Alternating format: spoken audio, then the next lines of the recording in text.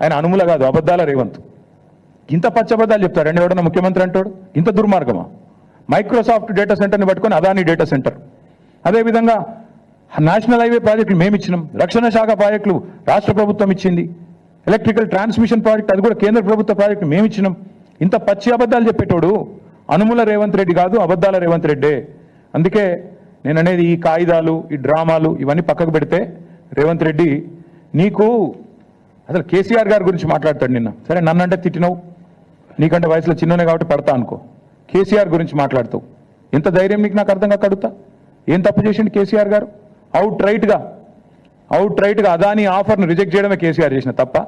KCR rejects Adanis offer. This is KCR. Red signal ఇచ్చిండు కేసీఆర్ దేశం మొత్తం. ఇంకా అదాని గురించి తెలియకముందే మేల్కొన్న ముఖ్యమంత్రి కేసీఆర్. ఒక ఇక్కడనే కాదు, కేసీఆర్ గారు ఓపెన్గా యశ్వంత్ సిన్హా గారు రాష్ట్రపతి ఎన్నికల్లో పోటీ పడ్డప్పుడు ఓపెన్గా అడిగిండు, ఎవరి కోసం 10% బొగ్గు దిగుమతి అనే పాలసీ ఎవరి కోసం? ఒక వ్యక్తికి మేలు చేయడం కోసమే కదా అని గర్జించిన ఒకే ఒక్క ముఖ్యమంత్రి కేసీఆర్.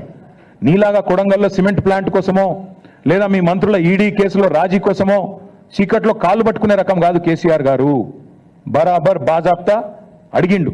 నువ్వు బ్యాగులు మోసిన దొంగవు కాబట్టి అదే బురద మా మీద ఊస్తా, నువ్వు చేసే లుచ్చా పనులు ప్రపంచమంతా చేస్తుంది, నీలాగా గౌతమ్ బాయ్ అని చిల్లర పనులు చేసుకుంటూ ఆయన చుట్టూ తిరిగి మస్కా కొట్టే టైపు మేం కాదు, మాకు ఆ కర్మ పట్టలేదు.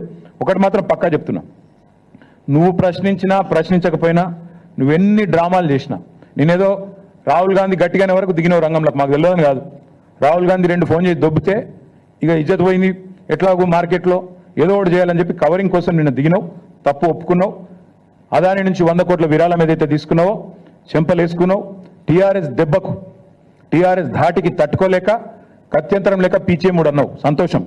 కానీ 12,400 కోట్ల పెట్టుబడి ఏదైతే అందులో నీ వాటాలతో సహా మీ పెద్దలకు మూటలతో సహా ఏదైతుందో దాన్ని కూడా ఖచ్చితంగా రద్దు చేయాల్సిందే.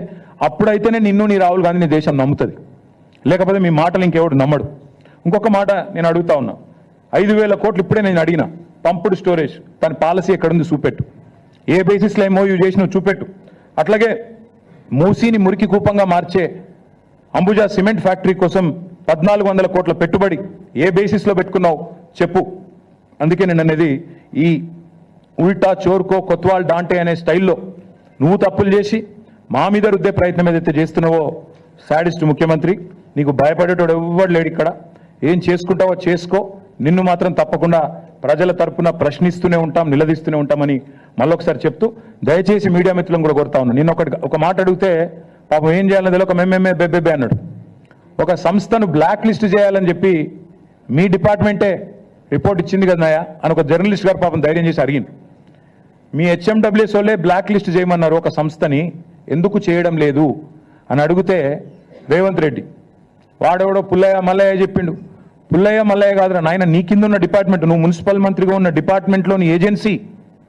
పుల్లయ్య మల్లయ్య దారిని దానే చెప్పలే రేవంత్.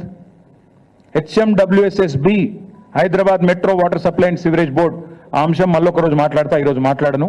కానీ అంటే అంత తెలివి తక్కువగా, అంత అసహనంతో, అంత నిస్పృహలో ముఖ్యమంత్రి ఉన్నాడని చెప్పడానికే ఈ మాట చెప్తా ఉన్నా. మీడియాకు కూడా దయచేసి రిక్వెస్ట్, ఆయన ఏదో కన్ఫ్యూజ్ చేసి మన రాష్ట్రాన్ని బదనాం చేసే ప్రయత్నం చేస్తే మీరు కూడా ఆయన ట్రాప్లో పడవద్దని మా ప్రార్థన, మా విజ్ఞప్తి. Thank you.